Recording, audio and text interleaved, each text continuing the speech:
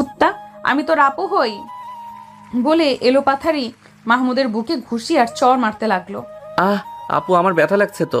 আর আপনি আমার আপুই তো। আপনি আমার বড় কাকার মেয়ে। আমার থেকে বয়সে 2 বছরের বড় আপনি। তাহলে তো সম্পর্কে আপনি আমার আপুই হলেন। কুত্তা, আমি তোর আপু তাই না? তারা দেখাচ্ছি তোকে আজকে। আজকে তোর একদিন কি আমার একদিন। ওপরের কথাগুলো বলে নিশাত মাহমুদকে ধাক্কা মেরে ঘাস ভর্তি মাঠের উপর ফেলে দিল। আর নিশাত মাহমুদকে জড়িয়ে ধরে ওর বুকের উপরে উঠে গেল। তারপর এলোপাথারিভাবে মাহমুদকে চুমু দিতে লাগলো। এক পর্যায়ে মাহমুদ নিশাতকে ধাক্কা মেরে নিচের বুকের উপর থেকে সরিয়ে দিয়ে নিচে উঠে পড়ল। তারপর বলল, আপু, আপনি মনে হয় ভুলে যাচ্ছেন যে সম্পর্ক আমাদের মধ্যে ছিল সেটা পবিত্র সম্পর্ক ছিল, কিন্তু আপনি তখন সেটা চাননি। অথচ এখন আগের সম্পর্কটা শেষ হয়ে গেছে। এখন আপনি যেটা করতেছেন সেটাকে অবৈধ সম্পর্ক বলে, সুতরাং আপনি নিজেকে সংযত করুন। কি জন্য সংযত করব? আমি আমার বরের সাথে যা ইচ্ছা, যখন ইচ্ছা, যেখানে ইচ্ছা, যেভাবে ইচ্ছা করব, তাতে তুই নিষেধ করার কে? আর আমাকে ডিভোর্স দেওয়া, তাই না? তোর সাহস কত বড়, তুই আমাকে ডিভোর্স দিস? আর শোন, ডিভোর্স একজনের সইতে হয় না, দুইজনেরই সই লাগে। আর আমি তো সই করিনি, তাই ডিভোর্স তো হয়নি। তাই তুই এখনো আমার বর আছিস। কিন্তু আপনি ডিভোর্স পেপারে সই করেননি কেন? আপনি তো এই সম্পর্কে খুশি নন, আমাকে কখনোই ভালোবাসতে পারবেন না। আর আমি এমন কাউকে নিয়ে সারা জীবন কাটাতে চাই না যে আমাকে ভালোবাসে না। নিশাত এবার মাহমুদের চোখের দিকে তাকিয়ে বলতে শুরু করলো, একটা সময় সত্যিই তোমাকে ভালোবাসিনি, তবে এখন এই মুহূর্তে দাঁড়িয়ে তোমাকে ছাড়া আর কিছুই কল্পনা করতে পারি না। ভার্সিটির অডিটোরিয়ামে বসে বন্ধুদের সাথে একটু আড্ডা দিচ্ছিল মাহমুদ। হঠাৎ কেউ একজন এসে বলল, নিশাত আপু আসতেছে। কথাটা শোনা মাত্রই মাহমুদ এবং তার বন্ধুরা বাতাসের চেয়েও দ্রুত গতিতে অডিটোরিয়াম থেকে বের হয়ে আসলো। অডিটোরিয়াম থেকে বের হয়ে মাহমুদ সরাসরি ক্লাসে চলে গেল। আজকে সবগুলো ক্লাস করে তারপর বাড়িতে গেল। মাহমুদ অডিটোরিয়ামে আছে শুনে দেখতে এলাম, কিন্তু এখন মনে হচ্ছে যে কেউ একজন নিশ্চয়ই আমাকে মাহমুদের কথা বলে বোকা বানিয়েছে। শুধু শুধু আমি আমার ক্লাসে না গিয়ে এখানে এলাম। এখন দ্রুত ক্লাসে যাই, না হলে আমার ক্লাসে দেরি হয়ে যাবে। ভদ্র ছেলের মতো আজকে সবগুলো ক্লাস করে বাসায় ফিরেছি। বাসায় ফিরেই সরাসরি ওয়াশরুমে চলে গেলাম ফ্রেশ হতে। আমি সুহাইল মাহমুদ, সবাই আমাকে মাহমুদ বলেই ডাকে। আমার বয়স 22, অনার্স 3য় বর্ষে পড়ি। আমি পরিবারের ছোট ছেলে। আমার বড় একটা বোন আছে, তার নাম জান্নাতুল মামা। আপুকে সবাই মামা নামেই ডাকে। আপু এবার অনার্স ফাইনাল ইয়ারে পড়ে। আপু আর নিশাত আপু একেবারে জানের বান্ধবী। নিশাত আপুর অবশ্য আরও একটা পরিচয় আছে, উনি আমার বড় কাকার মেয়ে। আমার কাকার কয়লার ব্যবসা আছে, আর আমার আব্বু সেনাবাহিনীর মেজর পদে কর্মরত আছে। এদিকে আমার আম্মু আর বড় কাকি হলো কলেজ লাইফের বান্ধবী। আম্মু আর বড় কাকির মধ্যে খুব ভালো সম্পর্ক আছে এখনো। এই হলো আমাদের ছোট পরিবার। আমি নিশাত আপুকে খুব ভয় পাই, কারণ আমার আব্বু খুব রাগী মানুষ। আমি আব্বুকে ভূতের মতো ভয় পাই। আব্বুর মুখের উপর কোনো কথা বলি না ভয়ে। এদিকে আব্বু নিশাত আপুকে আমার পেছনে গোয়েন্দা হিসেবে নিয়োগ দিয়েছে। আর নিশাত আপুও অতি সামান্য কোনো বিষয় পাইলেও সেটা আব্বুর কাছে বিচার দেয়। আর আব্বু আমার কোনো কথা না শুনে নিশাত আপুর কথা বিশ্বাস করে আমাকে বকা দেয়। এই নিশাত আপুর জন্য আজ পর্যন্ত একটা রিলেশনও করতে পারলাম না। সেই হিসাবে আমি এখনো ভার্জিন। ফ্রেশ হয়ে নিচে এসে দেখি নিশাত আপু আর মাওয়া আপু লাইন দিয়ে আম্মুর সামনে বসে আছে, আর আম্মু ওদের দুইজনের চুলে তেল দিয়ে দিচ্ছে। আমি ওদেরকে দেখেও না দেখার ভান করে আবার আমার রুমে চলে গেলাম, কারণ আমি জানি আমাকে যদি নিশাত আপু দেখে তাহলে এমন কোনো কথা বলে দিবে বা এমন কোনো প্রশ্ন করে বসবে যে আমি নিশ্চিত আম্মু আর আপুর কাছে কেস খেয়ে যাব। আর আমি জানি যে আম্মুর কাছে কেস খাওয়া মানে সেই কথা অতি অবশ্যই আব্বুর কান পর্যন্ত চলে যাবে। আর যদি আব্বুর কান পর্যন্ত চলে যায় তাহলে তো আমার অস্তিত্ব খুঁজে পাওয়াই দুষ্কর হয়ে যাবে। এইসব কথা মনে আসতেই আবার রুমে এসে গেলাম। রুমে গিয়ে বসে বসে ভাবতে লাগলাম, এই নিশাত আপু না থাকলে আমার লাইফটা অন্যরকম থাকতো। আমার অন্য বন্ধুদের মতো আমিও একটা টুকটুকে মেয়ের সাথে প্রেম করতে পারতাম, তাকে নিয়ে বিভিন্ন জায়গায় ঘুরতে যেতে পারতাম, অনেক ভালো ভালো মুহূর্ত তার সাথে কাটাতে পারতাম। রুমে বসে এইসব চিন্তা করতেছিলাম, তখন আম্মু নিচে থেকে ডাক দিল লাঞ্চ করার জন্য। আমি নিচে নেমে লাঞ্চ করে আবার উপরে চলে আসলাম। রুমে গিয়ে কিছুক্ষণ গেম খেলে পরে ঘুমিয়ে পড়লাম। আসরের আজানের শব্দে ঘুম ভেঙে গেল। ঘুম থেকে উঠে আসরের নামাজ পড়লাম। তারপর মাঠে গিয়ে একটু খেলাধুলা করলাম। মাগরিবের নামাজের পরপরই পড়তে বসলাম। খুব মনোযোগ দিয়ে পড়তেছিলাম। হঠাৎ মনে হলো আমার রুমে কেউ প্রবেশ করেছে। আমি সেদিকে লক্ষ্য করতেই দেখি আব্বু এসেছে। আমি আরো মনোযোগ দিয়ে পড়তে লাগলাম।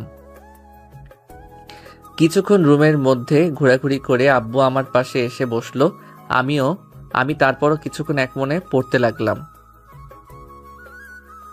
একটার সময় আব্বু আমাকে কিছু না বলেই চলে গেল। আমিও একটানা ঈশা পর্যন্ত পড়াশোনা করলাম। ঈশার নামাজ পড়ে ড্রয়িং রুমে গিয়ে একটু বসলাম। তখন আব্বু আর আম্মু আমার সামনে বসলো। কি অবস্থা তোমার পড়াশোনার? পড়াশোনা কেমন চলতেছে? আমার অবস্থা ভালো, পড়াশোনাও ভালো চলতেছে, তবে ইদানিং একটু বেশি চাপ যাচ্ছে পড়াশোনায়। সামনের মাসের 17 তারিখ থেকে মিডিল টার্ম পরীক্ষা শুরু হবে, তাই এখন পড়াশোনার একটু চাপ যাচ্ছে বলা যায়। তাছাড়া বাকি সব ঠিকই আছে। আগামীকাল তো আপুর জন্মদিন, মনে আছে? জি মনে আছে। আগামীকাল আমরা একটা পার্টির আয়োজন করেছি। তোমার কালকে ভার্সিটি যাওয়া লাগবে না। সকাল থেকে অনেক কাজ আছে, আমার সাথে থেকে তোমার হাতে কাজ করা লাগতে হবে। আচ্ছা ঠিক আছে। ডিনার করে আজকে আর বেশিক্ষণ রাত না জেগে ঘুমিয়ে পড়লাম। সকালে উঠে ফজর নামাজ পড়ে জিমে গেলাম। জিম থেকে ফিরে ব্রেকফাস্ট করে অনুষ্ঠানের জায়গায় চলে গেলাম। সেখানে সবকিছু দেখে আবার বাসায় ফিরে আসলাম। লাঞ্চ করে আমি আর আব্বু চলে গেলাম অনুষ্ঠানের জায়গায়। সেখানে সবকিছু গুছিয়ে বাসায় ফিরতে ফিরতে মাগরিব ছুঁই ছুঁই অবস্থা। বাসায় এসে আমি ও আব্বু ফ্রেশ হয়ে অনুষ্ঠানের জন্য রেডি হলাম। আমার পরনে ছিল গোল্ডেন কালারের একটা ব্লেজার, সাথে ম্যাচিং জুতা, চুলগুলো জেল দিয়ে স্পাইক করা।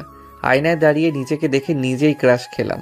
কিন্তু আমার উপর কোনো মেয়ে ক্রাশ খাইলেও আমার কিছুই করার নেই, কারণ এগুলো যদি নিশাত আপু একবার কোনোভাবে টের পায় তাহলে সোজা আব্বুর কানে, আর আব্বু এসব জানলে আমাকে আস্ত রাখবে না।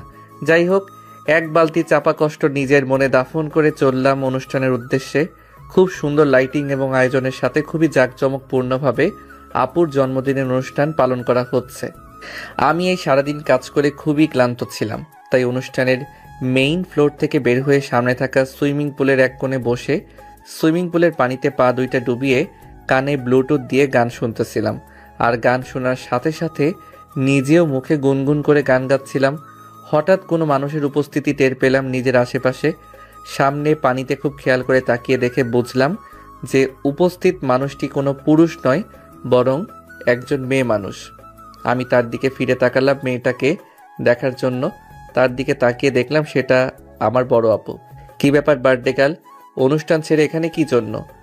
এমনি বাইরে এসেছিলাম, দেখলাম তুই এখানে বসে আছিস তাই আসলাম। তুই এত সুন্দর গান গাইতে পারিস, আগে কখনো বলিসনি তো। কই ভালো গান গাইতে পারি, একটু একটু শুনে শুনে সুর মেলাতে পারি, এই আর কি। চল, অনুষ্ঠানের সময় হয়ে যাচ্ছে। না চাওয়া সত্ত্বেও আপুর মন রক্ষা করতে এক প্রকার জোর করে ভেতরে গেলাম। ভেতরে গিয়ে দেখি অনুষ্ঠান শুরু হতে এখনো 15 মিনিট বাকি আছে। এদিকে কেক এসে উপস্থিত। তখন আপু একেবারেই অনাকাঙ্ক্ষিত একটা কাজ করে ফেললো। আপু মাইক হাতে নিয়ে ঘোষণা দিল, এই মুহূর্তে আমাদের সামনে বার্থডে স্পেশাল পারফরমেন্স নিয়ে আসছে মাহমুদ।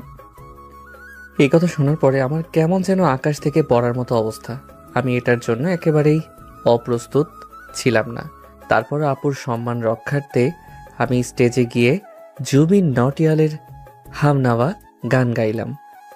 সকলের মুখের অবস্থা দেখে মনে হলো গানটা একেবারে খারাপ হয়নি। গান শেষে আপু কেক কেটে সকলকে খাওয়ালো। তারপর সকলের ডিনারের মধ্য দিয়ে আপুর বার্থডে পার্টি শেষ হয়ে গেল। আমরা সকলে বাসায় এসে ঘুমিয়ে পড়লাম। পরের দিন থেকে আমাদের সকলের জীবন ঠিক আগের নিয়মেই চলতে থাকলো। দেখতে দেখতে আমার পরীক্ষা চলে এলো। আমি পরীক্ষার আগে খুব পরিশ্রম করেছিলাম, তাই আমার আশা ছিল পরীক্ষায় ভালো ফলাফল হবে। সেই আশা নিয়েই সবগুলো পরীক্ষা দিলাম। পরীক্ষাগুলো আমার আশানুরূপ খুব ভালো হলো। পরীক্ষার পর আব্বুকে বললাম বন্ধুরা মিলে একটা ট্যুরে যাব।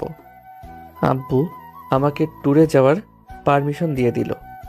ট্যুরে যাওয়ার আগের দিন আব্বু এসে আমাকে 10,000 টাকা দিয়ে বলল এই টাকাটা রাখো আর ট্যুরে গিয়ে ভালোভাবে এনজয় করো। আমি পরের দিন আব্বু আম্মুর থেকে দোয়া নিয়ে ট্যুরে চলে গেলাম। আপুকে বলে দেওয়া হয়নি, পরে অবশ্য আপুকে ফোন করে বলে দিয়েছি যে আমি ট্যুরের উদ্দেশ্যে বের হয়ে গেছি। ট্যুরের গন্তব্য ইন্ডিয়া, রাজস্থান গিয়ে বিভিন্ন জায়গা প্রদর্শন করতে লাগলাম। 15 দিনের সফরের 11 দিন হয়েছে। দিনটি ছিল রবিবার। ব্রেকফাস্ট করে বের হয়েছিলাম একটা মিউজিয়াম দেখতে। সেখান থেকে রিসর্টে ফিরতে ফিরতে দুপুর হয়ে গিয়েছে। রিসর্টে ফিরে আমি ফ্রেশ হতে গেলাম, ফোনটা রুমে রেখে। ফ্রেশ হয়ে রুমে ফিরে এসে দেখি যে আব্বু 8টা কল, আম্মু 6টা কল আর আপু প্রায় 20টা কল দিয়েছে। আমার ফোন সাইলেন্ট করা ছিল, তাই টের পাইনি যে আমার ফোনে এতগুলো কল এসেছে। কলগুলোর সংখ্যা দেখে বুঝলাম যে খুব ইমার্জেন্সি কিছু হয়েছে, না হলে আমাকে এইভাবে কল করতো না। ইমার্জেন্সি বুঝে আমি দ্রুত কল ব্যাক করলাম আপুর কাছে, কারণ এই মুহূর্তে আপুর কাছে ফোন করলেই আমার সবচেয়ে অল্প ঝাড়ি খেতে হবে। তাছাড়া আব্বু বা আম্মুর কাছে ফোন করলে কথার চেয়ে বেশি ঝাড়ি শুনতে হবে। আপুর কাছে ফোন দিলাম আসলে বিষয়টা কি হয়েছে সেটা জানার জন্য। হ্যালো আপু, কি হয়েছে? এতবার ফোন করেছিস কেন? আব্বু আম্মু ফোন করেছে, কোনো ইমার্জেন্সি হয়েছে কি? নিশাত্রে দেখতে আসছিল, ওর বিয়ে ঠিক হয়েছে। তুই দ্রুত বাসায় চলে আয়, সপ্তাহখানেকের মধ্যেই হয়তো বিয়ে হয়ে যাবে।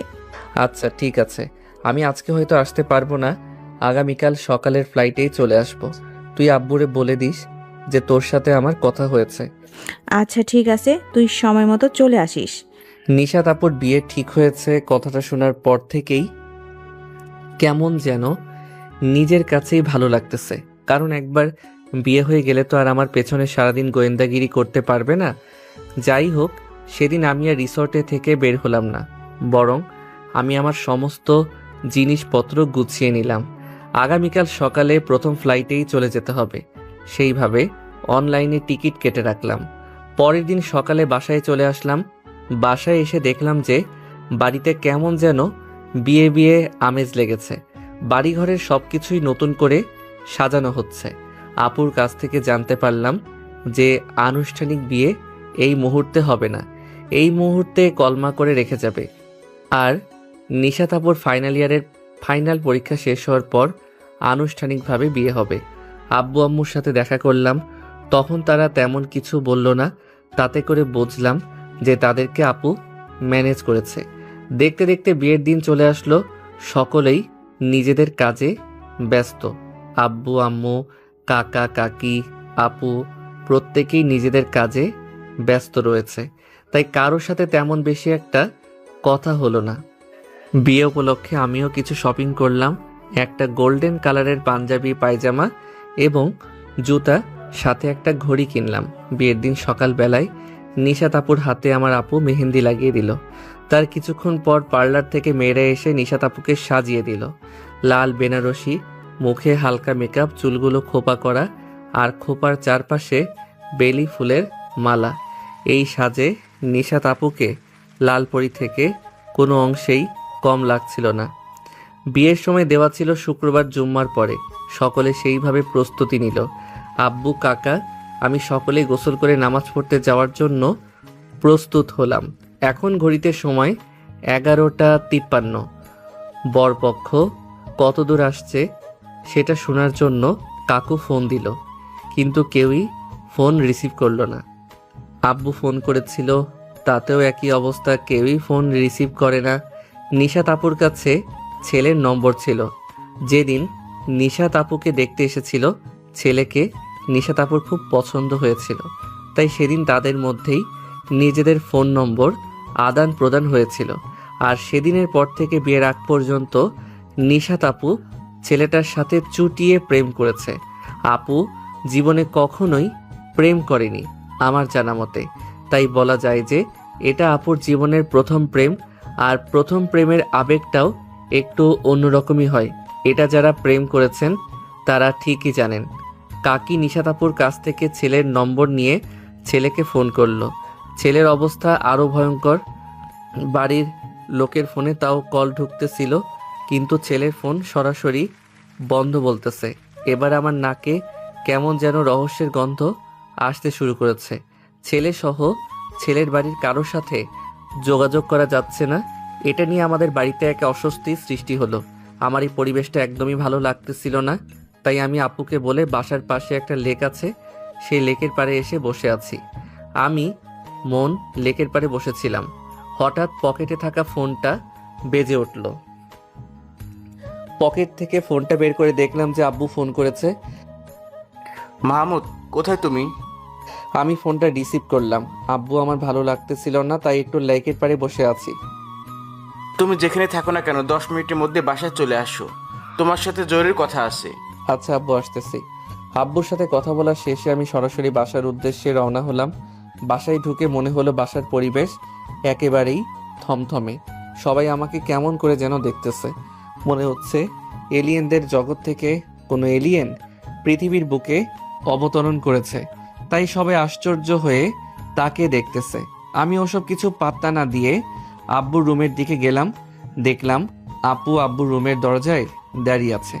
আমাকে দেখা মাত্রই আপু একটুখানি মুচকি হাসি দিল, যার অর্থ আমি কিছুই বুঝলাম না। আপুকে পাশ কাটিয়ে আমি চলে গেলাম আব্বুর রুমে। আব্বুর রুমে গিয়ে দেখি ওখানে আব্বু আম্মু কাকা কাকি বসে আছে। আমি রুমে ঢোকা মাত্রই কাকা কাকি রুম থেকে বের হয়ে গেল। আব্বু আম্মুকে রুমের দরজা আটকে দিতে বলল। এবার আমার একটু একটু ভয় লাগা শুরু হয়েছে। দরজা লাগানোর পরে আব্বু বলল, শোন, আমি আজ পর্যন্ত তোমার থেকে কোনো কিছু চাইনি। আজকে আমি বাবা হিসেবে আমার ছেলের কাছ থেকে একটা জিনিস চাইবো। আশা করি তুমি ছেলে হিসেবে আমাকে সেটা ফিরিয়ে দিবে না। আমার সাধ্যের মধ্যে হলে অবশ্যই পূরণ করব। এই বিষয়ে আপনি শতভাগ নিশ্চিত থাকতে পারেন। তোমার কি কোনো মেয়ে পছন্দ করা আছে? একটু ভয় পেল, বুকে এক বালতি সাহস নিয়ে বললাম, না, আমার তেমন পছন্দের কোনো মেয়ে নাই। নিশাত মামুনি আজকে বিয়ে হওয়ার কথা ছিল, কিন্তু ছেলে অন্য জায়গায় রিলেশন আছে। তাই আজকে সকালে ছেলে সেই মেয়েকে নিয়ে পালিয়ে গিয়েছে। এই খবরটা যখন আসে তখন তোমার কাকার অবস্থা খুবই খারাপ হয়ে গেছিল। আর নিশাত মামুনিকে লোকজন বিভিন্নভাবে কটু কটু কথা বলছিল। তাই সেখানে আমি বড় মুখ করে বলে এসেছি যে নিশাত মামুনির বিয়ে আজকেই হবে। ছেলের প্রয়োজন আমি খুঁজে আনবো। তোমার কাকা কাকির সাথে আমি কথা বলেছি, তারা রাজি হয়েছে। এখন আমি চাই যে আজকে নিশাত মামুনির সাথে তোমার বিয়ে হোক। আব্বু কি বলেন এইসব? আমি এখনো ছোট, বিয়ের বয়স হয় নাই।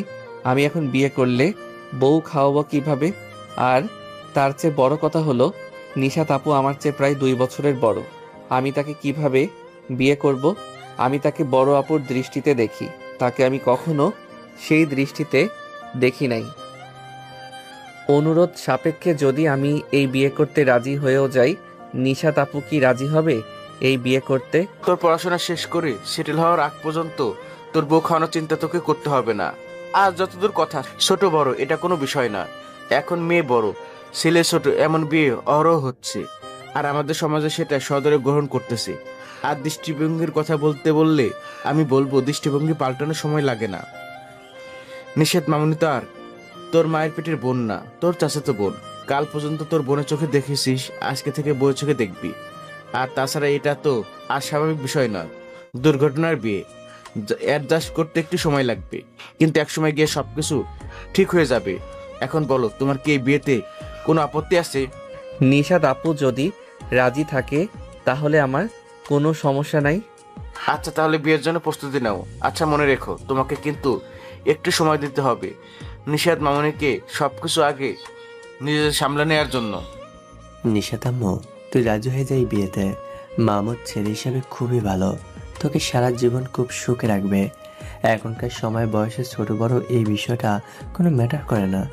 বিয়েটাতে রাজি হয়ে যাবো। আমি তো জীবনের প্রথম রিফাতকে ভালোবেসেছিলাম। ও আমাকে এভাবে কেন কষ্ট দিল বলতে পারো? আমি তো ওর জায়গায় আর অন্য কাউকেই বসাতে পারবো না। আর ওকেও কখনো মেনে নিতে পারবো না যদি ও ফিরে আসে। তাহলে আমার জীবনে কি হবে এখন বলো তো? তোমাদের কথা মেনে যদি এখন মাহমুদকে বিয়ে করে নেই, তাহলে ওই ছেলেটার সাথে অন্যায় করা হবে। কারণ মাহমুদকে আমি কখনোই নিজের স্বামী হিসেবে মানতে পারবো না। ওকে আমি স্বামীর কোনো অধিকারও দিতে পারবো না, কারণ আমার মনের পুরোটা জুড়ে রিফাতের বসবাস। ও আমাকে ভালো না বাসলেও আমি তো ওকে মন থেকেই ভালোবেসেছিলাম, তাই ওকে ভোলা আমার পক্ষে সম্ভব হবে না। আর রিফাতকে ভুলতে না পারলে আমি কখনোই মাহমুদকে নিজের স্বামীর জায়গায় বসাতে পারবো না।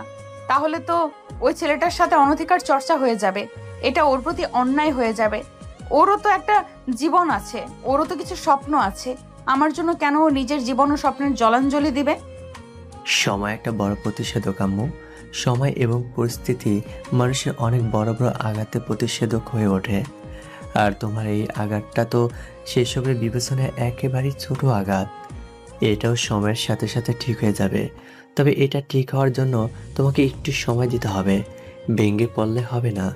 আমরা তো তোমার বাবা মা, আমরা নিশ্চয়ই তোমার খারাপ চাইবো না। তাই বলতেছি, আমাদের কথা হলো বিয়েতে রাজি হয়ে যাও। দেখবে ভবিষ্যতে অনেক সুখী হবে। আচ্ছা ঠিক আছে, তোমাদের কথায় আমি রাজি হলাম। যদি মাহমুদ রাজি হয় তাহলে, তবে আমাদের ভবিষ্যৎ জীবন কেমন হবে সেই বিষয়ে আমি তোমাদেরকে কোনো নিশ্চয়তা দিতে পারবো না। আচ্ছা ঠিক আছে, আগে দুইজনের বিয়েটা দিয়ে দেই, তারপর কি করতে হবে সেটা তখন ভাবা যাবে। এই কথার উপরেই আমার আর নিশাত আপুর বিয়ের আয়োজন করা হলো। কাজী আমাদেরকে কবুল বলতে বললে আমি নিশাত আপুর দিকে একবার তাকালাম, আর নিশাত আপু আমার দিকে একবার তাকালো। আপুর চোখে আমি অসহায়ত্ব দেখেছি। আপু আমার চোখে কি দেখেছেন সেটা উনি ভালো বলতে পারবেন। তারপর আমরা দুইজন কবুল বলে স্বামী ও স্ত্রী রূপে বিবাহ নামক এক পবিত্র বন্ধনে আবদ্ধ হলাম, যে বন্ধনে হয়তো চাওয়া পাওয়া আর আশা আকাঙ্ক্ষার জায়গা অনেক কম অথবা নেই বললেই চলে। নিজের জীবনকে এক প্রকার অনিশ্চিত ভবিষ্যতের দিকে ঠেলে দিয়ে জীবনের নতুন পথ চলতে শুরু করলাম। এখন বাজে রাত 11:54। আমি বাসার ছাদে বসে ভাবতেছি আজকে সারা দিন ঘটে যাওয়া ঘটনাগুলো। হঠাৎ দেখি আব্বু আমার পাশে দাঁড়িয়ে আছে। আমি আব্বুর দিকে ঘুরে তাকাতেই আব্বু বলল, বাবা অনেক রাত হয়েছে, এখন ঘরে যাও। তোমার সম্পর্কটা স্বাভাবিক পরিস্থিতি তৈরি হয়নি, তাই সম্পর্ক স্বাভাবিক করতে হলে প্রচুর প্রচুর সময় স্পেন্ড দিতে হবে। পরস্পরকে বুঝতে হবে, সময় দিতে হবে, সম্মান দিতে হবে।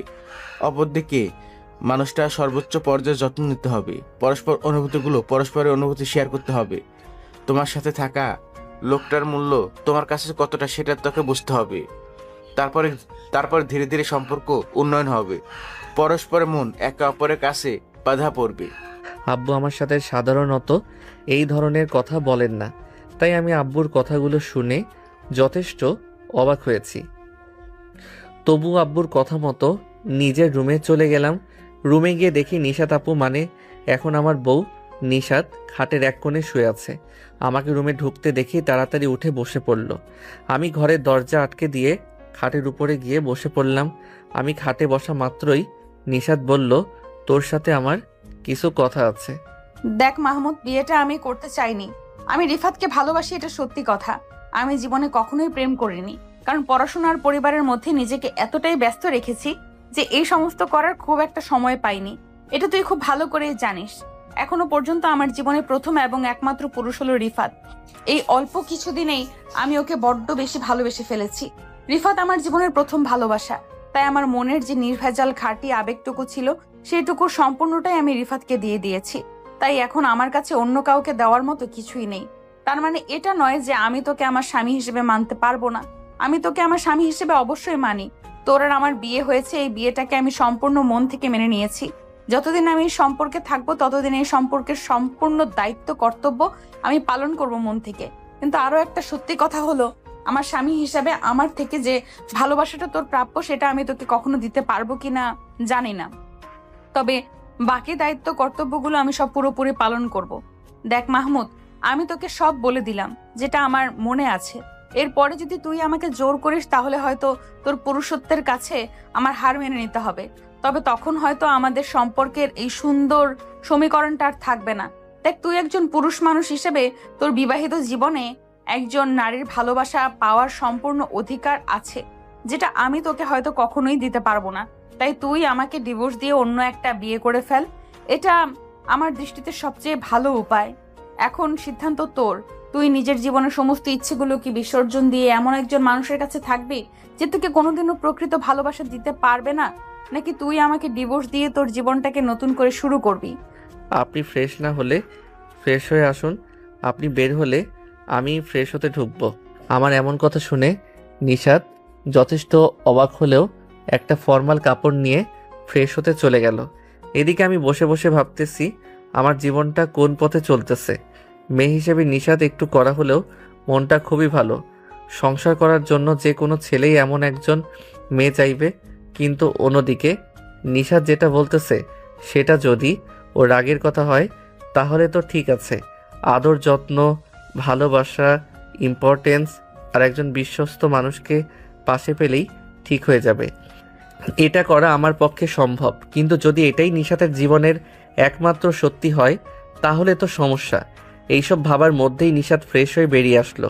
আমি নিশাতের দিকে একবার তাকালাম, তারপর চোখ নামিয়ে চলে গেলাম ওয়াশরুমে। তারপর ফ্রেশ হয়ে এসে আমি বিছানার অন্য পাশে শুয়ে পড়লাম। পরের দিন সকালবেলায় আমার মুখে হঠাৎ করে পানি অনুভব করে আমার ঘুম ভেঙে গেল। আমি ঘুম থেকে উঠে দেখি যে নিশাত গোসল করে নীল কালারের একটা শাড়ি পরে ড্রেসিং টেবিলের সামনে বসে বসে চুল আঁচড়াচ্ছে। সবেমাত্র গোসল করার কারণে চুলে পানি ছিল, আর সেই পানি আমার মুখে এসে পড়ল। আমি এক ধ্যানে নিশাতের দিকে চেয়ে রইলাম। আমার ধ্যান ভাঙল যখন আপু দরজার বাহিরে এসে ডাক দিল, মাহমুদ, নিশাত, দ্রুত নিচে এসো। সবাই খাবার টেবিলে তোমাদের জন্য অপেক্ষা করে বসে আছে। আপু আসতেছি 5 মিনিটে। এরপর আমি ফ্রেশ হয়ে বের হলাম। তারপর আমি আর নিশাত একসাথে খেতে গেলাম নিচে। খাওয়া দাওয়া শেষ করে নিশাত ইউনিভার্সিটি যাওয়ার জন্য প্রস্তুতি নিচ্ছিল। তখন আম্মু নিশাতকে ইউনিভার্সিটি যেতে নিষেধ করে বলল, নিশাত, গতকালকে তোমার বিয়ে হয়েছে, এখন ইউনিভার্সিটি যাওয়ার দরকার নেই, কয়েকদিন পরে যেও। আর তাছাড়া পরীক্ষার তো এখনো 6 মাস সময় আছে। এখন 1 সপ্তাহ বা 10 দিন ক্লাস মিস দিলে কোনো সমস্যা হবে না আশা করি। আম্মুর কথা শুনে নিশাদের মুখটা কাচুমাচু করে মাহমুদের রুমে চলে গেল। রুমে গিয়ে দেখে মাহমুদ ডায়েরিতে কি যেন একটা লিখতেছে। নিশাদ সেদিকে ভ্রুক্ষেপ না করে নিজের মনে কিছুক্ষণ ফোনে বান্ধবীদের সাথে কথা বলে একটা বই হাতে নিয়ে চলে গেল ব্যালকনিতে। কিছুক্ষণ ব্যালকনিতে বসে পড়ে তারপর নিচে গিয়ে দেখলো মাহমুদের আম্মু রান্নাঘরে রান্না করতেছে। নিশাদ গিয়ে মাহমুদের আম্মুর পেছনে গিয়ে দাঁড়িয়ে বলল, আন্টি, আমি তো রান্না করতে পারি না, আপনি কি আমাকে একটু রান্না করা শিখিয়ে দেবেন? পাগলি মেয়ে, দিব না কেন, অবশ্যই শিখিয়ে দিব রান্না করা। তারপর মাহমুদের আম্মু নিশাদকে বেগুন ভাজি করা আর ভাত রান্না করা শিখিয়ে দিল। নিশাদ রান্না শিখে খুবই খুশি হলো। তারপর নিশাদ রুমে গিয়ে মাহমুদকে সহ বাসার সবাইকে খাওয়ার জন্য ডেকে নিয়ে আসলো টেবিলে। সবাই একসাথে বসে খেতে শুরু করলো। খাওয়ার মাঝে মাহমুদের বাবা বলে উঠল, শোন, বিয়ে তো করে ফেললে, এখন তো মেয়েটাকে একটু সময় দাও, তাতে তোমারও ভালো লাগবে আর মেয়েটারও ভালো লাগবে। আর তাছাড়া তোমরা তো এতদিন পরিচিত ছিলে ভাই বোন হিসেবে, এখন তো তোমরা স্বামী স্ত্রী, নিজেদের সেই জায়গা থেকে একটু চেনো। তাই বলতেছি যে নিশাত মামনিকে নিয়ে একটু ঘুরে এসো। আমি কক্সবাজারে হোটেল বুকিং করে দিয়েছি, আর আজকে রাতে রওনা দিয়ে যা। যদি অন্য দেশের কোথাও যেতে মন চায় সেটা বলতে পারো, আমি ব্যবস্থা করে দিচ্ছি। আব্বুর কথা শুনে মাহমুদ নিশাদের দিকে তাকালো তার অভিব্যক্তি বোঝার জন্য। নিশাদকে দেখে মাহমুদের মনে হলো যে নিশাদ যাওয়ার জন্য সম্মত আছে। সেই জন্য মাহমুদ তার বাবাকে যাবে বলে দিল। রাতে যথাসময়ে গাড়িতে উঠলো তারা। গাড়িতে সবাই কাপল ছিল, তাই বিভিন্ন কাপল বিভিন্ন ভঙ্গিতে বসেছিল। তাতে অবশ্য কেউ কিছু মনে করছে না, কারণ সকলেই তো কাপল। গাড়ির এই অবস্থা দেখে নিশাতের মন অনেকটাই খারাপ লাগলো। তাই সে মনে মনে বলতে লাগলো, আজকে যদি রিফাতের সাথে বিয়েটা হতো তাহলে আমিও এদের মতো করেই যেতাম, কিন্তু কিছু করার নেই। বাস্তবতা এটাই যে আমার বিয়ে মাহমুদের সাথেই হয়েছে, রিফাতের সাথে নয়। আর রিফাত আমাকে ধোঁকা দিয়েছে, বিয়ের প্রতিশ্রুতি দিয়েও বিয়ের দিন আসেনি। সে আমার অতীত, তবুও কেন আমি তাকে নিয়ে এত ভাবছি? ভালোবেসেছিলাম তো তাকে, তাই হয়তো তাকে এত সহজে ভুলতে পারতেছি না।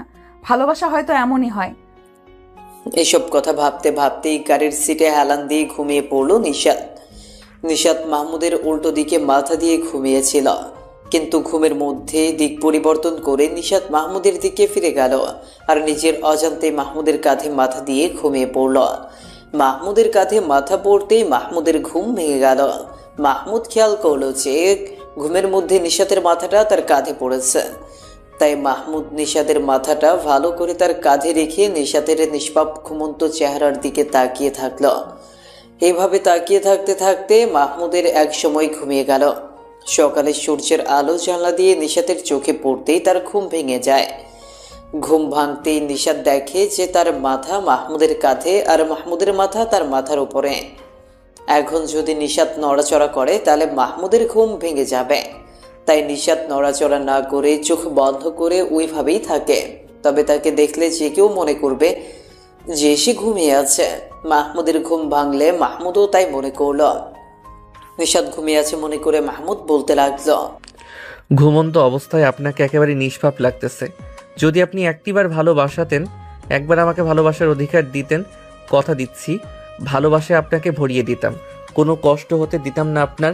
কিন্তু কি আর করার বলুন, আপনার মনে তো অন্য কারোর বসবাস। আমার সাথে আপনার বিয়ে হলেও আপনার মনের ও স্বপ্নের রাজকুমার তো অন্যজন। আপনার ভালোবাসা আর আবেগ তো আছে অন্য কাউকে ঘিরে। আমি সেখানে কখনো যেতে পারবো না। আমি চাইলে জোর করে আপনাকে পেতে পারতাম, কিন্তু আমার আপনার ভালোবাসার প্রয়োজন, আর আমি জানি সেটা আমি কখনোই পাবো না। তাই আমি এভাবেই কাটিয়ে দিব আপনাকে নিয়ে। তবে যদি কখনো আপনি চলে যেতে চান তাহলে আমি আপনাকে কখনোই আটকাবো না, কারণ আপনি খুশি থাকলেই আমি খুশি, কারণ আমি আপনাকে একটু একটু করে ভালোবাসতে শুরু করেছি। যাক, অনেক কথাই বলে ফেললাম, হয়তো ঘুমিয়ে আছেন তাই বললাম সাহস করে। যদি জেগে থাকতেন তাহলে কখনোই বলতে পারতাম না। তাছাড়া এখন বলেও তো আর কোনো লাভ নাই, কারণ আপনি তো ঘুমিয়ে আছেন। তাই আপনার জন্য এখন এগুলো বলা আর না বলা একই সমান। কিন্তু আমি নিজেকে এই কথাটা অন্তত বলতে পারবো যে একদিন ঘুমের মধ্যে হলেও কমপক্ষে আমি আপনাকে আমার মনের কথাগুলো বলতে পেরেছিলাম। কথাগুলো বলে মাহমুদ নিশাতকে ডাকতে লাগলো। নিশাত জেগে থাকায় সব কথাই শুনেছে, কিন্তু মাহমুদ ঘুম থেকে ডাকলে নিশাত এমনভাবে উঠলো ঘুম থেকে যেন নিশাত গভীর ঘুমে আচ্ছন্ন ছিল। কক্সবাজারে পৌঁছে তারা বুকিং করা হোটেলে চলে গেল। হোটেলে ঢুকে তারা দুইজন এক এক করে ফ্রেশ হয়ে লাঞ্চ করে নিল। তারপর ক্লান্ত থাকায় রুমে গিয়ে দুজনেই ঘুমিয়ে গেল। বুকের উপরে ভারী কিছু অনুভব করে ঘুম ভেঙে গেল মাহমুদের। মাহমুদ আস্তে আস্তে চোখ খুলে দেখল যে নিশাত মাহমুদকে কোলবালিশ বানিয়ে ঘুমিয়ে রয়েছে। মাহমুদ কিছু না বলে ওই অবস্থায় আবার ঘুমিয়ে পড়ল, কিন্তু ঘুম কিছুতেই আসতেছে না, কারণ তার শরীরের সাথে মিশে রয়েছে নিশাত। এটা তার শরীরকে উত্তাল করে দিচ্ছে। অনেক কষ্টে মাহমুদ নিজেকে নিয়ন্ত্রণ করে শুয়েছিল। কিছুক্ষণ পরে নিচে থেকে একটু নড়াচড়া দিতেই নিশাতের ঘুম ভেঙে গেল। ঘুম ভেঙে নিশাত নিজেকে মাহমুদের কোলে খুঁজে পেল। এতে অবশ্য নিশাত অনেক লজ্জা পেল। লজ্জায় নিশাতের গাল টমেটোর মতো লাল হয়ে গেল, আর মাহমুদ নিশাতের সেই লজ্জাসিক্ত টমেটোর মতো লাল হয়ে যাওয়া মুখের দিকে বোকার মতো তাকিয়ে থাকল।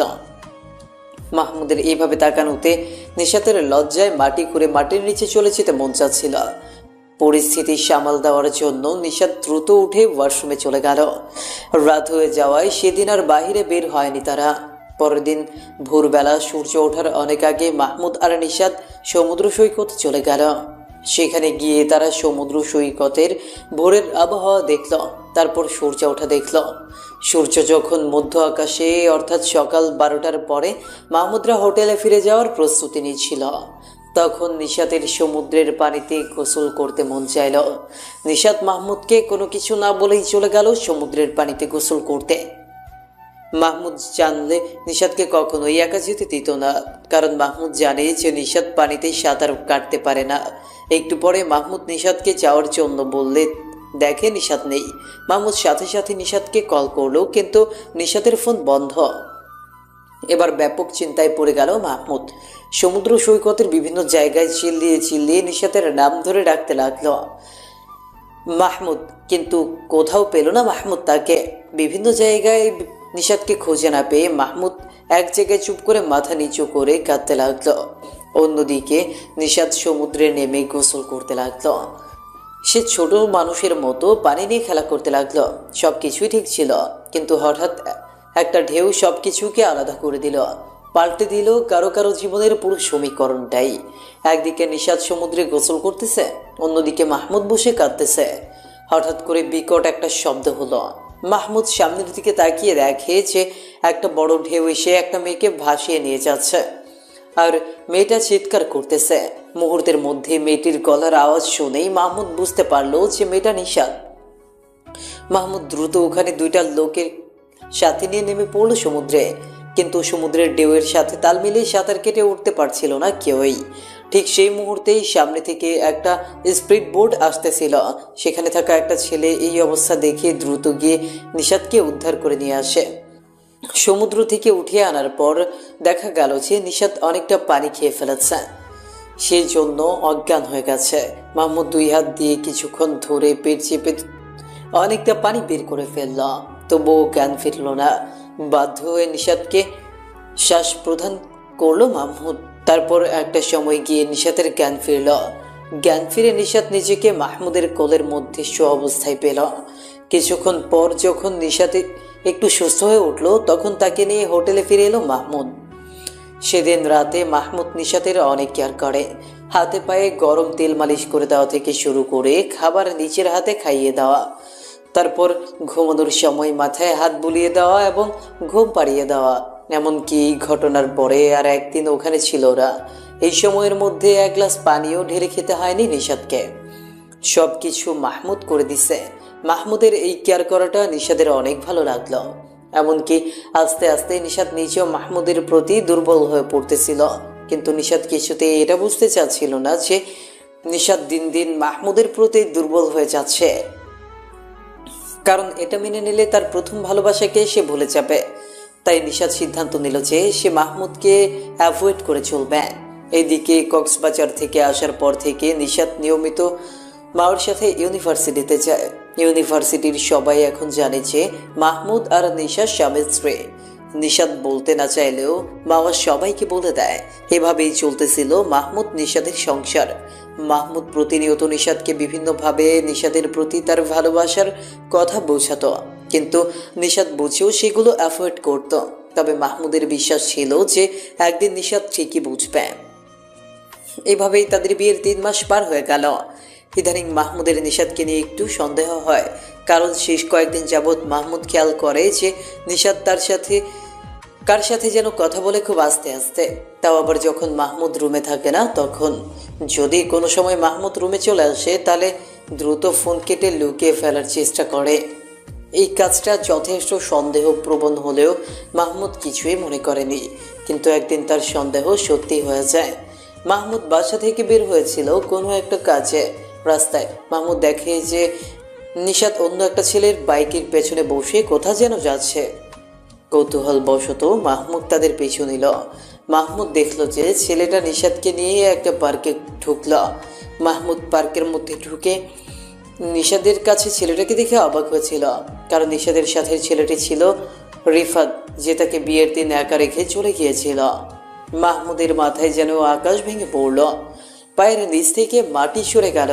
মাহমুদ সেখান থেকে চলে এলো তাদের কোনো কথা না শুনেই। সেদিন মাহমুদ অনেকক্ষণ যাবৎ কেঁদেছিল, কিন্তু ভেতরে ভেতরে সে নিজের মনকে শক্ত করেছে এবং নিশাতকে মুক্তি দেওয়ার সিদ্ধান্ত নিয়েছে। আর এই কারণেই সে নিশাতকে অ্যাভয়েড করা শুরু করলো। এদিকে মাহমুদের হঠাৎ পরিবর্তনের কারণ বুঝতে পারল না নিশাত। এখন আর আগের মতো পাগলামি করে না, জোর করে নিশাতের উপর অধিকার খাটায় না, খুব প্রয়োজন না হলে নিশাতের সাথে কথাও বলে না। এটা নিশাতকে ভেতরে ভেতরে পুড়িয়ে মারতে শুরু করে। নিশাতও আগ বাড়িয়ে কিছু বলতে পারে না, কারণ সে নিজেই এই সম্পর্কটাকে পূর্ণ মর্যাদা দেয়নি। তাই নিজে থেকে কোনো কিছু জিজ্ঞেস করতে পারে না মাহমুদকে। আর তাছাড়া সেও তো মাহমুদকে অনেক অ্যাভয়েড করেছে, অনেক অবহেলা করেছে। তাই সব কিছু চিন্তা করে নিশাত আর কিছু বলতে পারে না। অবশ্য নিশাত আস্তে আস্তে মাহমুদের প্রতি দুর্বল হয়ে পড়তেছে, এটা সে নিজেও একটু বুঝতে পারে, কিন্তু স্বীকৃতি দিতে চায় না। কিন্তু সে মাহমুদকে ঠকাতে চায় না, তাই সে রিফাতকে সবশেষ একবার দেখা করার জন্য ডাকে। এদিকে নিশাত বাথরুমে ছিল আর ফোন ছিল বিছানার উপর। এই সময় মাহমুদ রুমে ঢোকে আর নিশাতের ফোনে একটা মেসেজ আসে। কৌতূহলবশত মাহমুদ মেসেজ ওপেন করে দেখে, বুঝতে পারে যে নিশাত আজকে বিকেলে রিফাতকে পার্কে ডেকেছে গুরুত্বপূর্ণ কথা বলার জন্য। মাহমুদ ওদের দুজনকে আজকে হাতে নাতে ধরার পরিকল্পনা করলো, তাই যথাসময় নিশাত আর রিফাত ছাড়াও তৃতীয় একজন ব্যক্তি মাহমুদ সেখানে উপস্থিত হলো। মাহমুদ অবশ্য লুকিয়েছিল। মাহমুদ নিশাত আর রিফাতকে দেখতেও পারতেছিল আর ওদের কথা শুনতেও পাচ্ছিল, কিন্তু ওরা দুইজন মাহমুদকে দেখতেও পাচ্ছিল না। বলো নিশাত, কি হয়েছে? এত জরুরি ভিত্তিতে ডাকলে কেন? দেখো, তোমার ওয়াইফ সন্দেহ করেছিল আমার আর তোমার কোনো সম্পর্ক তৈরি হয়েছিল কিনা, তাই তুমি আমার কাছে এসেছিলে যেন আমি তোমার ওয়াইফের কাছে বিষয়টা ক্লিয়ার করে দেই। আমি বিষয়টা তোমার ওয়াইফের কাছে ক্লিয়ার করে দিছি। আমার মনে হয় এখন আমাদের মধ্যে এই সম্পর্কের ইতি টানা উচিত। যদি আমাদের মধ্যে এখন কোনো সম্পর্ক নেই, আমরা দুইজনই এখন বিবাহিত, তাই আমাদের উচিত একমাত্র আমাদের পার্টনারের সাথেই কমিটেড থাকা। তাই আমি চাই আজকের পর থেকে যেন আমাদের আর কোনোদিন দেখা না হয়। আচ্ছা, যদি তুমি চাও তবে তাই হবে, কিন্তু তুমি আমাকে একটা কথা বলো, তুমি কি মাহমুদকে ভালোবাসো? না, আমি মাহমুদকে ভালোবাসি না, আর কখনো ভালোবাসবো কিনা জানি না, কিন্তু অনিচ্ছা সত্ত্বেও যখন সম্পর্কে জড়িয়ে গেছি তখন দায়িত্ব পালন অবশ্যই করতে হবে। তাই আজ এখানেই আমাদের শেষ দেখাও কথা। আচ্ছা ঠিক আছে, তুমি ভালো থেকো, তাহলে আমি আসি। এই কথা বলে যখনই রিফাত চলে যাওয়ার জন্য হাঁটা ধরলো, ঠিক সেই মুহূর্তেই মাহমুদ চলে এলো রিফাত আর নিশাতের সামনে। হঠাৎ মাহমুদকে এখানে দেখিয়ে ওরা দুজনেই চমকে উঠল। ওরা দুজনেই মাহমুদকে আসল ঘটনাটা কি সেটা বোঝানোর চেষ্টা করতে লাগলো, কিন্তু মাহমুদ কারো কোনো কথা শুনল না, বরং নিশাতের দিকে এক পলক তাকিয়ে সেখান থেকে চলে গেল। নিশাত ভাবলো বাসায় গিয়ে মাহমুদকে বিষয়টা বুঝিয়ে বলবে। এদিকে ওখান থেকে মাহমুদ বাসায় ফেরার সময় নিশাত আর রিফাতের কথাগুলো নিয়ে ভাবতে লাগলো মাহমুদ। তাতে করে সে খুশি আর দুঃখী দুটোই হলো। খুশি হলো এটা ভেবে যে নিশাত তাকে ঠকাতে চায়নি, তাই নিজে থেকেই রিফাতকে ডেকে সব কিছু শেষ করে দিচ্ছে। আর দুঃখ এটা ভেবে যে নিশাত এই সম্পর্কটাকে এখনো দায়িত্ব মনে করে, এটা ভেবে। তাহলে গত 3 মাসে নিশাতের মনে মাহমুদ নিজের জন্য একটুখানি জায়গাও তৈরি করতে পারেনি। নিশাতের এই কথাটাই মাহমুদ আরও স্পষ্ট হয়ে গেল যে নিশাতকে মুক্তি দেওয়ার যে সিদ্ধান্ত সে নিয়েছে সেটা ভুল নয়। তাই মাহমুদ চূড়ান্ত সিদ্ধান্ত নিয়ে নিল যে মাহমুদ নিশাতকে ডিভোর্স দিয়ে দিবে। বাসায় গিয়ে সে রুমে বসেছিল। একটু পরে নিশাত বাসায় এসে রুমে ঢুকলো। মাহমুদ রুম থেকে বেরিয়ে গেল। নিশাত আর মাহমুদকে বিষয়টা বোঝাতেই পারল না। তারপর রাতে মাহমুদ বালিশ নিয়ে নিচে শুয়ে পড়ল। এই ঘটনার পর থেকে মাহমুদ নিশাতের সাথে আব্বু আম্মু আর মাওয়ার সামনে প্রয়োজন অনুযায়ী 2-1টা কথা হয়তো বলে, কিন্তু এর বাইরে একা থাকলে কোনো কথাই বলে না। প্রথমে কয়েকদিন নিশাত চেষ্টা করেছে সত্যিটা মাহমুদকে বলতে, কিন্তু মাহমুদ না শোনার কারণে পরে আর কিছুই বলতো না। এদিকে নিশাতের পরীক্ষার তারিখ এগিয়ে আসার কারণে পড়াশোনায় একেবারে একনিষ্ঠ হয়ে গেল। তাই এখন আর নিশাতের সাথে কোনো কথাই হয় না। নিশাত সকালে উঠে ফ্রেশ হয়ে ব্রেকফাস্ট করে আপুর সাথে ইউনিভার্সিটিতে চলে যায়, আর বিকেলে এসে গোসল করে ঘুমায়। তারপর সন্ধ্যার পর থেকে অনেক রাত পর্যন্ত পড়াশোনা করে। এটাই এখন নিশাতের প্রত্যেক দিনের রুটিন। দেখতে দেখতে আমাদের বিয়ের 5 মাস পূর্ণ হয়ে গেল। আজকে নিশাতের ফাইনাল ইয়ারের ফাইনাল পরীক্ষা শেষ। 1 মাস পরে পরীক্ষার রেজাল্ট দিবে। এই 1 মাস ইউনিভার্সিটির ছুটি থাকবে, তাই নিশাত এই 1 মাস ওর বাবার বাসায় গিয়ে থাকবে বলে ঠিক করেছে। আম্মু যেতে দিতে না চাইলেও আমি জোর করে পাঠিয়ে দিলাম, কারণ আমাদের সম্পর্কের সমীকরণটা ঠিক আগের জায়গায় রয়েছে। একটুও উন্নতি হয়নি আমাদের সম্পর্কের, কেননা নিশাত এখনো পর্যন্ত জানে না যে সেদিনের রিফাত আর নিশাতের ঘটনাটার আসল সত্যি আমি জানি। নিশাত যদি এটা জানতে পারতো তাহলে হয়তো আমাদের সম্পর্কটা একটু ভালো হতে পারত। নিশাত এখনো ভাবে যে ওই দিনের জন্য আমি তাকে ঘৃণা করি, তাই তার সাথে কথা বলি না, তোকে অ্যাভয়েড করি। কিন্তু তাকে অ্যাভয়েড করার আসল কারণ সে নিজেও জানে না, আর আমি তাকে নিজের থেকে কখনো জানাতে চাইও না। আমি তাকে মুক্তি দিব সিদ্ধান্ত নেওয়া সত্ত্বেও কেন যেন মাঝে মধ্যেই আমার নেওয়া সিদ্ধান্ত থেকে সরে আসতে মন চায়। কেননা এই 5টা মাসে আমি একটু একটু করে নিশাতকে ভালোবেসে ফেলেছি। সে আমার হবে না জেনেও আমি তাকে ভালোবেসে ফেলেছি। আমার হৃদয়ের সমস্তটা জুড়েই তার বসবাস গড়ে তুলেছি।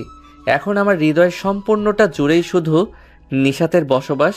আমি জানি এটা একান্তই আমার একতরফা ভালোবাসা।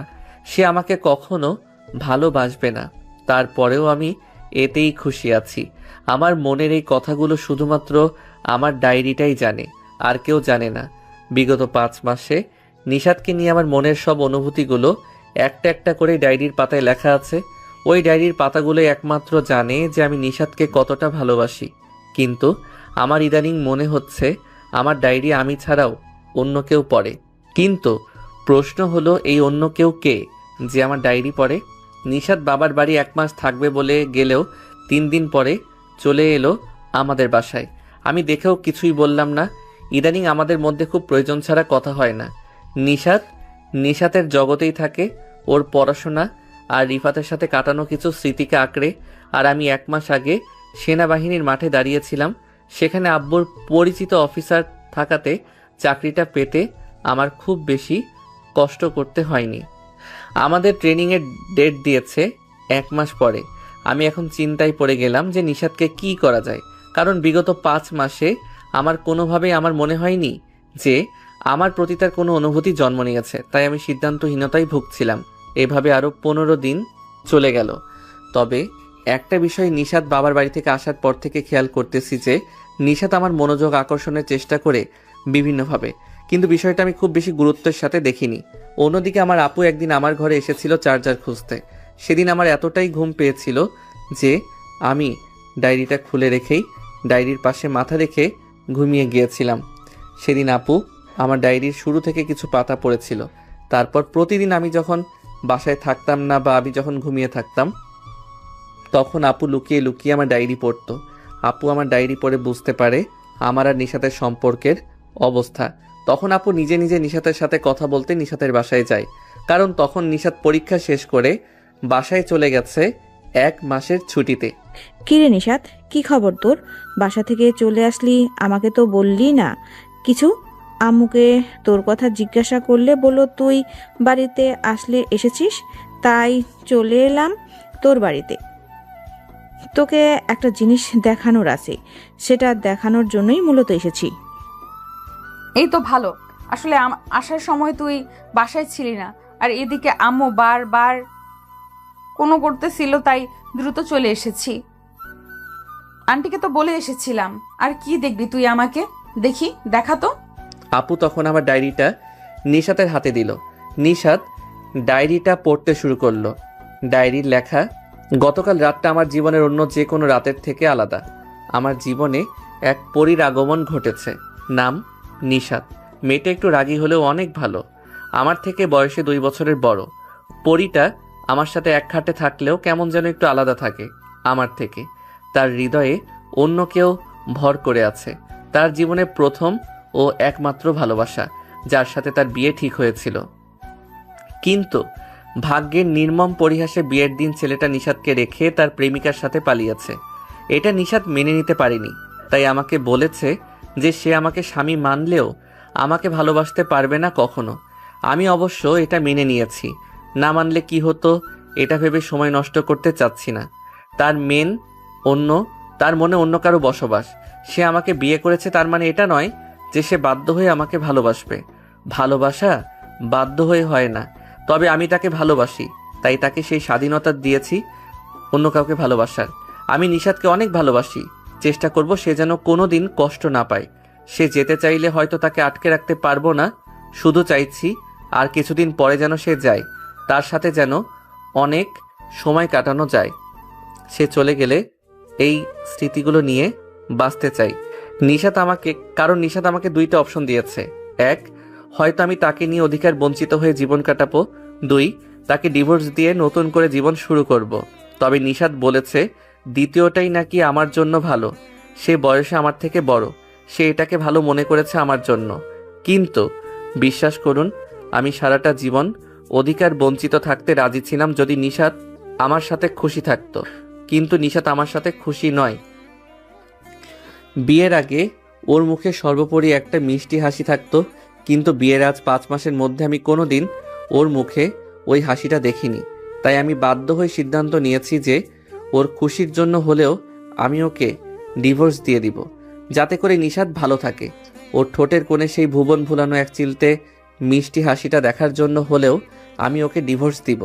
তাতে আমার যতই কষ্ট হোক না কেন, ওর মুখের ওই হাসিটা দেখলেই আমার সব কষ্ট নিমিষেই হারিয়ে যাবে। ভালোবাসার মানুষ ভালো থাকলে আমি ভালো থাকবো।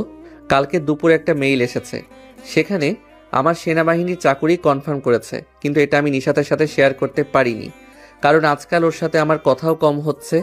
একদিকে যেমন ওর পরীক্ষার চাপ চলতেছে, ঠিক অন্যদিকে আমার চাকরি নিয়ে একটা ব্যস্ততা চলতেছে।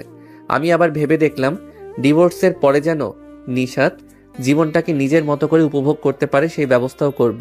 সেই জন্যই আমি ওর বাসা থেকে আন্টিকে বলে ওর মার্কশিট আর সার্টিফিকেট নিয়ে আমি স্কলারশিপের আবেদন করেছি। আলহামদুলিল্লাহ, কানাডার এক ইউনিভার্সিটি ওকে স্কলারশিপ দিয়েছে, কিন্তু ওকে এই বিষয়টাও জানানো হয়নি। এইসব কাজের ব্যস্ততার মধ্যে ওর সাথে কথা বলতে পারিনি। এদিকে আবারও বাসায় চলে গেছে 1 মাসের জন্য। আমি নিয়ত করেছি আগামী ঠিক 27 দিন পরে ওর জন্মদিন, সেদিনই ওকে আমি 2টা উপহার দিব।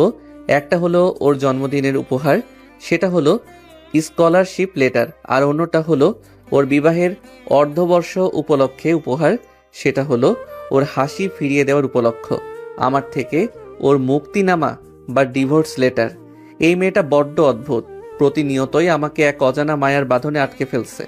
আমাকে এতটা ইগনোর করে, অথচ আমি ওকে প্রতিদিন একটু একটু করে ভালোবেসে ফেলছি।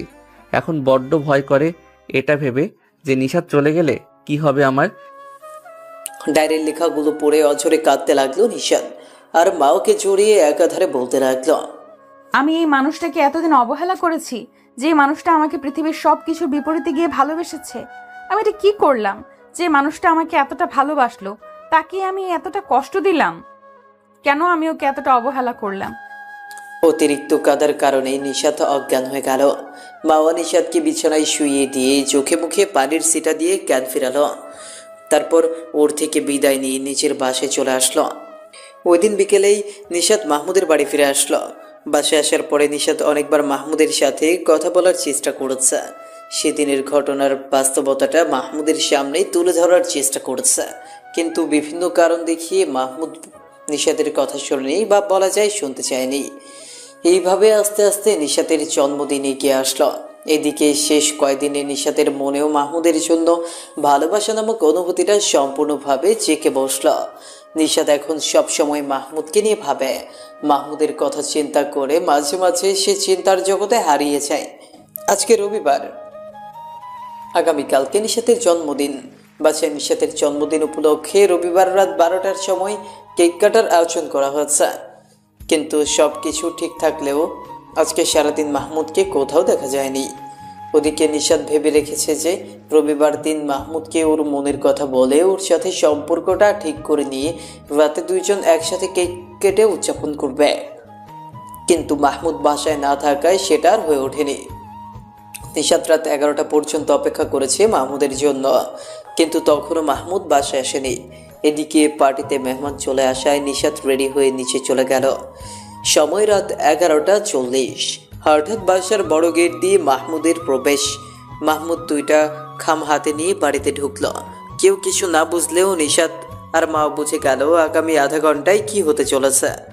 কিন্তু এখন এমন একটা সময় যেও কেউ কোনো কিছু করতে পারবে না। তারপরেও মাও একটা শেষ চেষ্টা করার জন্য মাহমুদের পিছে পিছে গেল ওর সাথে কথা বলার জন্য, কিন্তু মাহমুদ রুমে ঢুকেই মাওয়ার মুখের উপর ঠাস করে দরজা বন্ধ করে দিল। তাই মাও নিরাশ হয়ে নিচে পার্টিতে চলে এলো। দ্রুত সময়ে ফ্রেশ হয়ে নির্দিষ্ট সময়ের 5 মিনিট আগেই নিচে আসলো মাহমুদ, হাতে 2টা খাম।